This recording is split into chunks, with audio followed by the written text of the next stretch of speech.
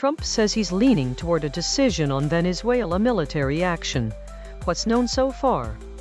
President Donald Trump signaled that he may soon decide on a military course in Venezuela after a series of high-level briefings and a noticeable increase in U.S. force presence.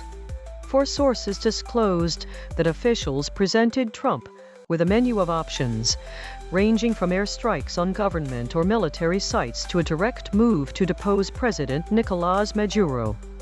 The Pentagon's Operation Southern Spear has already positioned more than a dozen warships and roughly 15,000 troops in the Caribbean.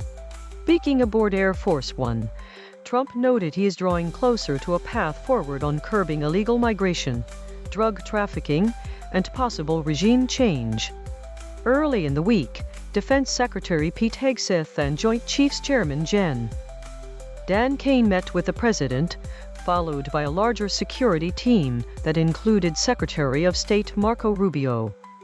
They examined scenarios that involve striking drug trafficking routes, bombing military installations, or a full-scale attempt to remove Maduro. Although Trump previously authorized CIA operations in Venezuela, lawmakers say no legal basis exists for land attacks, leaving the option uncertain. The U.S. buildup now features the aircraft carrier USS Gerald R. Ford, a dozen additional warships, 10 F-35 jets stationed in Puerto Rico, and about 15,000 personnel, a scale experts compare to the 1989 Panama invasion. Venezuela has answered with a massive mobilization of its own forces.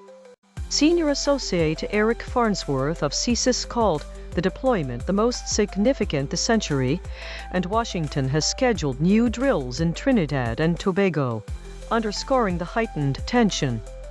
In Caracas, President Nicolás Maduro warned that U.S. intervention could become another Gaza, a new Afghanistan or Vietnam, urging an end to what he called insane bombing. The potential conflict also puts Trump at odds with his anti-war base, a concern voiced by Vice President J.D. Vance and Defense Secretary Hegseth, both Iraq veterans. Congressional staffers caution that without sustained backing for Venezuelan opposition groups, any effort to oust Maduro may falter. The situation remains fluid as officials weigh legal, strategic, and political ramifications.